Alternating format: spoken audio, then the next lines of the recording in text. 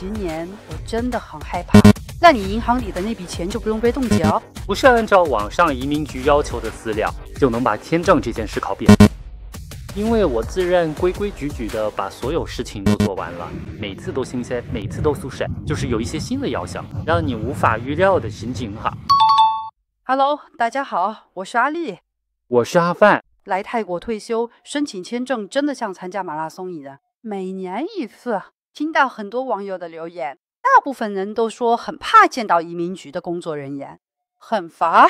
每次去移民局感覺都很緊張，因為抽到哪個窗口是無法預知的，有些官員的臉色還特別難看。沒辦法，官司人的口都是他們說了算的。關於簽證這個話題，我們經常分享，到現在已經有6-7年了。每年去移民局就像參加公開考試一樣。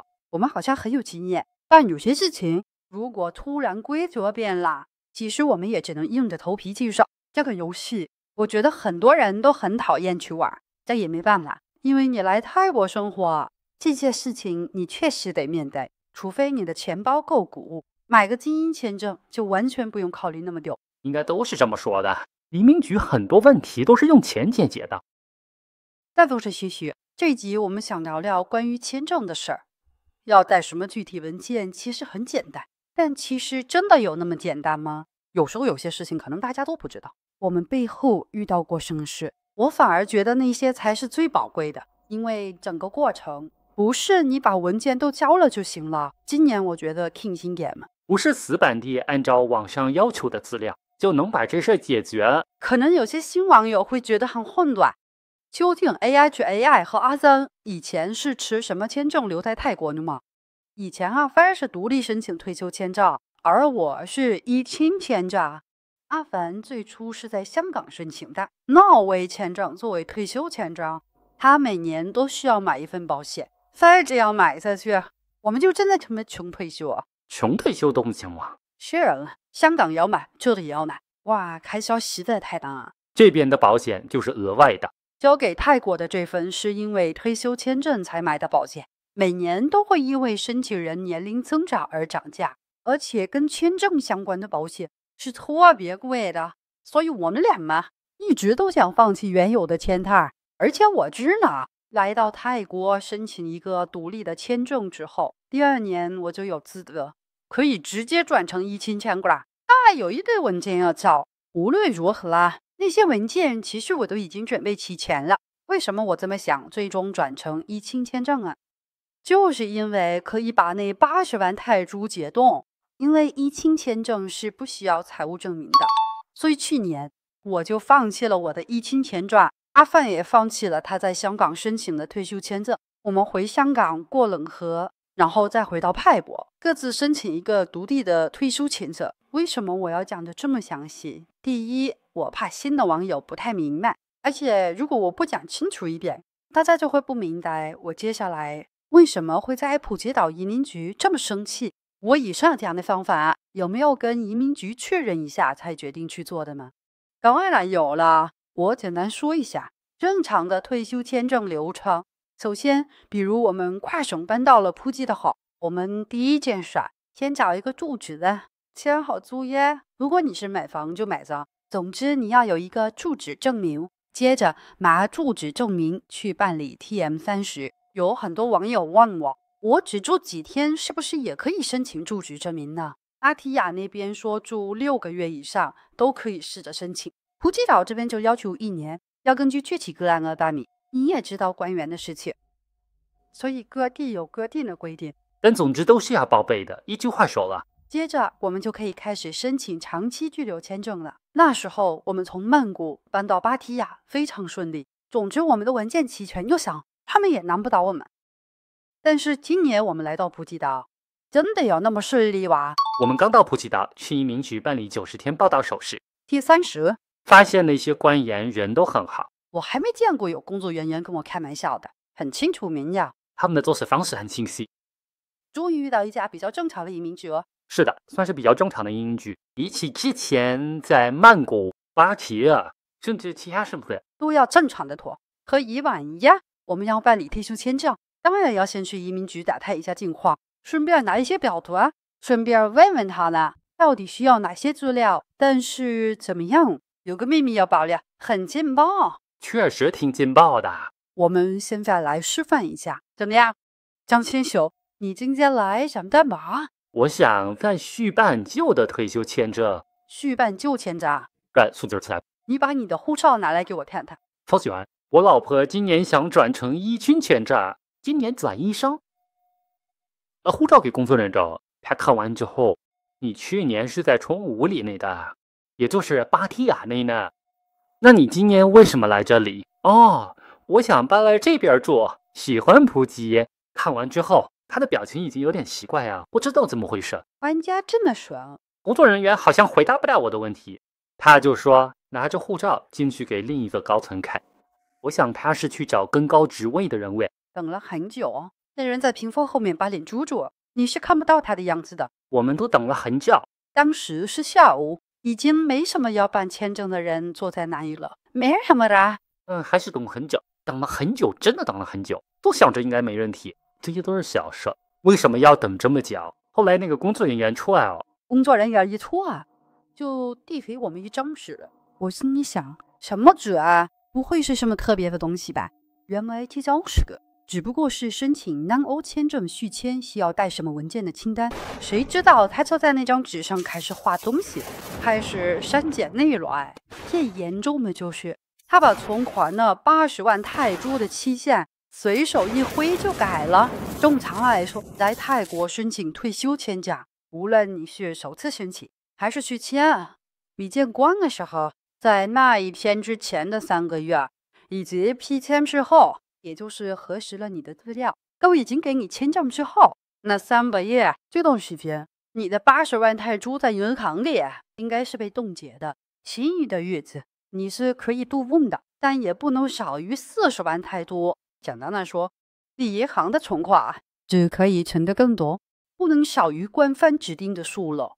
現在這個移民局的工作人員就把這個時間搞混了。第一，在他還沒刪掉之前，那張紙已經改了遊戲規則，就是說這80萬泰銖全年12個月都要被凍結。但我們的情況就是2年都不能共產，也就是說那筆錢不能動。他第一句話就跟我們說，因為你是跨省來的，他說他的上司給我們提供了一個特別的服務。我相信很多人都會出問題，除非你真的很有錢，你完全不動那筆錢。所以你很有錢嗎？不是有錢，有些人會把錢取出來用來投資賺錢，那你1年之內你必須完全不動那筆錢才可以動用。但我們的情況，因為我們是跨省的，我們需要在2年內這筆錢都沒有動過。接着第二件事還說，因為我想轉成醫青簽證，我之前的簽證章是在芭提雅辦的，如果要這樣轉的話，他們是不允許的，要麼他們就當做特殊案例，要收我17000泰銖。也就是說，他估計你也交不出24個月的財務證明，所以可能他覺得已經可以另外收一筆費用。另外，我自己轉簽證類別也要17000泰銖，這些都是灰色地帶。那一刻，我和阿凡真的被嚇到。回到家裡，我從來沒有因為簽證而做過噩夢。也就是說，那17000泰銖，可能大家會覺得說的也就是幾千塊錢，你又不是付不起的。問題是我這些年來，我一直都是自己辦簽證的，而且我從來沒付過這種錢，我心裡真的很不服氣。不是這樣的，付了之後可能會一直覺得不開心，好像不知道該怎麼個講，因為明明我都是按規矩來的，所有事情都做完了。我們把護照交給他，他也會同時立刻檢查我們的記錄，有沒有找過代理辦、阿里、黑名單，有沒有找過代理辦，或者還有什麼，有沒有其他不良記錄事後。大家現在要注意吧，他們真的有一個黑名單，他還拿出來給我們看，阿凡的名單裡是空的。他還問我為什麼搬來普吉的，為什麼你住在芭提雅？普吉好嗎？他說普吉人多，車也多，是吧？而且很繁忙。我覺得那幾個問題簡直就是象徵性的。他可能覺得你在別的地方做了什麼違法的事兒，然後跑到這裡來。那一刻我真的很討厭 KK 園和那些灰色產業。可能就是因為這類原因，是不是在逃避跑到這兒來？新網友可能不知道為什麼我們對他要延時時間的規定這麼懊惱。因為之前我們在芭提雅存放在倉庫的東西，全都因為意外被燒毀了。很多平時覺得沒用的東西，現在都浮現出來。那些舊的銀行存摺，很多記錄，有用的重要東西都被燒了。銀行存摺是不能補判的，我想大家都很清楚。我大概只剩下1年的記錄，其他的記錄都沒有啊，變成需要銀行讓他們幫我整理以前的資料，比如月結單之類的。過去2年吧。銀行經理說這是第一次聽說，為什麼有人要跨省過來打印2年的月結單呢？這位銀行經理很友善，幫我們打印了一大疊，像半本電話簿那麼厚。這些都是要收費的，200泰銖。但打印了我8本獎。幸好所有東西總算是都整理出來了。老嫂，數一數你的文件都齊全，有約束啊。除非他們到時候突然之間有什麼額外的情況，想出什麼特別的要求。有什麼新招數？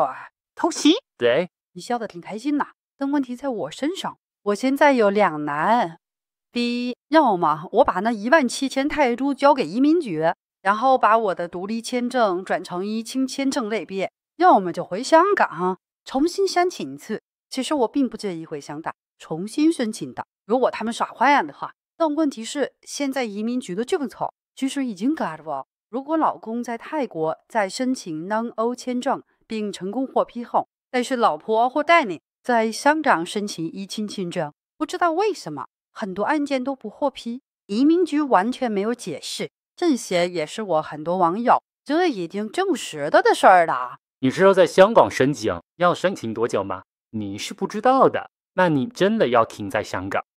很多事情要處理，在香港要住酒店或者住在哪裡，為了這件事還要花時間，為了那17000泰銖。討論過之後，還是先讓阿帆去申請好啊。總之我的簽證通過了，慈善。到了移民局，移民官很不高興，臉上很不屑的樣子，做不成我們的生意，然後就開始挑剔我們的文件，因為我們那80萬泰銖是分幾筆存進銀行，要他自己去把金額加起來，他覺得很頭疼，很麻煩，簡直是板着臉，然後就開始有點為難我。他會看你那80萬泰銖有沒有離開過定期賬戶，離開了多久，去了哪裡，這些他都要追查的。這一邊我們很明白，但他卻裝作看不懂那些單，我覺得很不常識。結果還是有驚無險，不管他怎麼挑剔，我們都能補齊所需的費。最後他就吩咐阿芳，你第2天再來，讓我們交1900泰銖。那時候我心裡覺得應該沒問題了，但其實我們心裡還是五五開。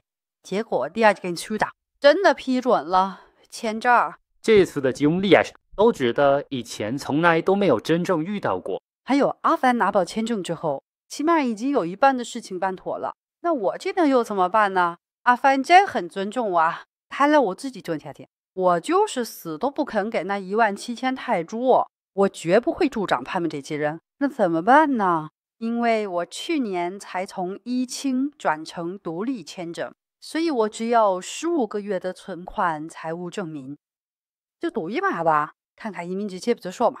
他們已經耍了阿帆好幾次，阿帆光是去銀行就去了3次，我自己也去了2次。這次我的資料，我自己覺得我收集得很齊全，又去了一趟移民局。誰知道移民局門口的職員和坐在裡面的職員還在那兒眉來眼去，我真的不是誇張，他們真的就是這樣，非常團結一致。門口的職員問了，你不是想申請移青簽證嗎？啊，我2個星期前問過的事，他居然還記得，還記那麼晚，記性真的很好。可能是因為我們剛搬來普吉島，所以這些陌生面孔他們特別有印象。隨便翻了翻我的文件，我覺得他們根本沒認真查我的文件，然後就收了我1900泰銖。結果收了我1900泰銖，當時我是這麼講嘛，收了1900泰銖，是不是真的批下來哇？我自己都不敢相信。然後移民局的工作人員說，你第2天來取護照吧。結果我們第2天去了，什麼事都沒發生，很順利的拿到了我今年的長期居留簽證。也算不上幸运，有驚無險。本來覺得這是一件很簡單的事，但這一次沒想到我們都猶豫了，覺得來普吉島了，第一件歡迎我們的事就是申請不到这個簽證。想了很多啊，沒想到需要考慮的事情會發生。